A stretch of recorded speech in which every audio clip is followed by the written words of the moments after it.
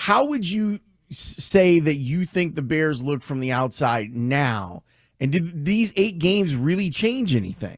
Well, it's interesting because we know the stuff that has been out there, like players wanting to go to Washington was the rumor. And then we find out the Saints indeed worked with Marshawn Lattimore to get to the Commanders.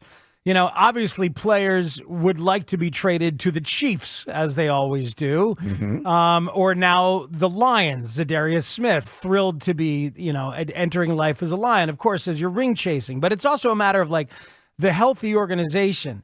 And when it comes to the next great offensive coach that the Bears should be targeting, everybody I talk to is like, they just got to throw the bag at Ben Johnson. They got to just do whatever they got to do to get Ben Johnson to come here. And Albert Breer had that report, which ended up being erroneous from last week, that Ben Johnson had expressed interest in the Bears. And then we heard this today in a conversation about the Bears' dysfunction on ESPN, on Get Up. Adam Schefter weighed in with his thoughts on Ben Johnson and whether Ben Johnson would consider the Bears next offseason. Ben Johnson's going to be very, very selective about the place that he chooses to go if he decides even to leave Detroit. Good point. He's going to be very careful.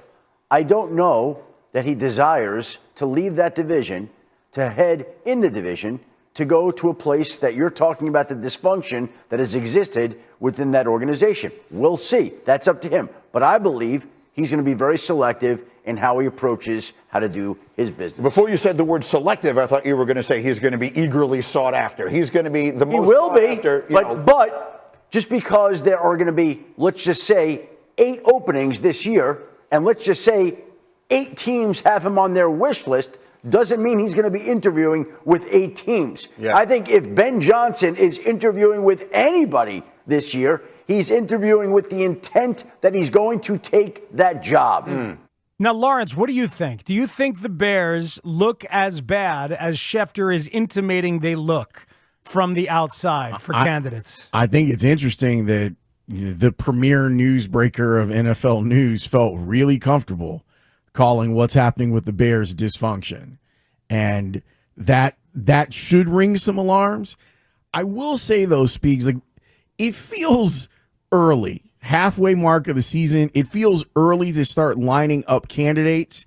And it goes back to what I was saying yesterday, where I don't want the Bears to be allowed to punt on this season.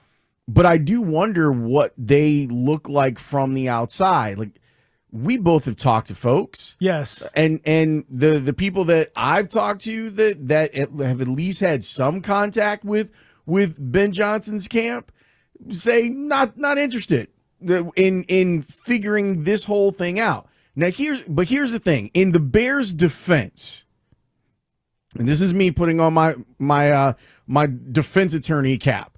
Defense attorney cap. Keenan Allen wanted to be traded here.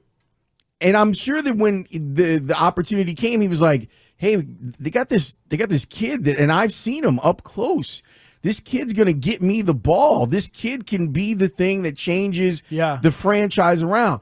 I would imagine that any coach that if they are going to push out Eberflus, I imagine any coach that's looking for a job is looking for the place where there's a young, exciting quarterback. Absolutely. Like on the roster, if you look at the Bears roster this upcoming offseason, you're going to see a young, exciting quarterback on a rookie deal. You're going to see a roster with some interesting, viable players, a lot of flexibility in terms of what you could still do and what you could still add. And a general manager who gets things mostly right.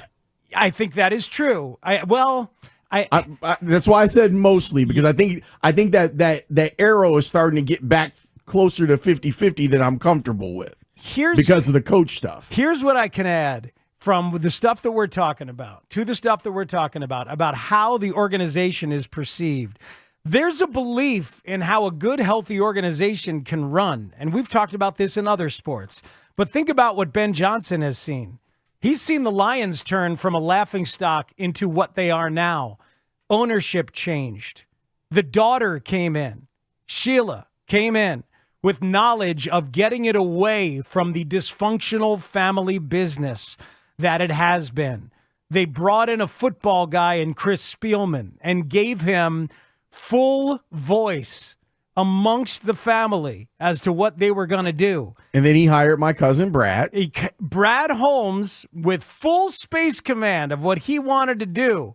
And he brought in a dude in Dan Campbell.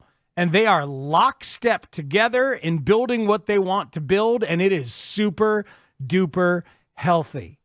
This Bears organization at the tip top is not thought of the same way. And I have pushed back against this idea of historical comps for what the Bears have done and the dysfunction that has followed young quarterback to young quarterback.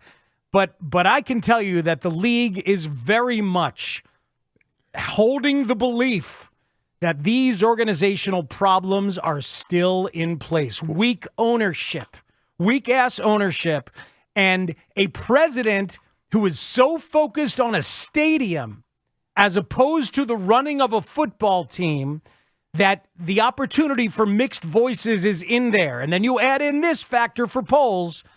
Trace Armstrong represents Poles, who represents Eberflus, and Trace Armstrong not only represents Shane Waldron, but represented Luke Getsy as well.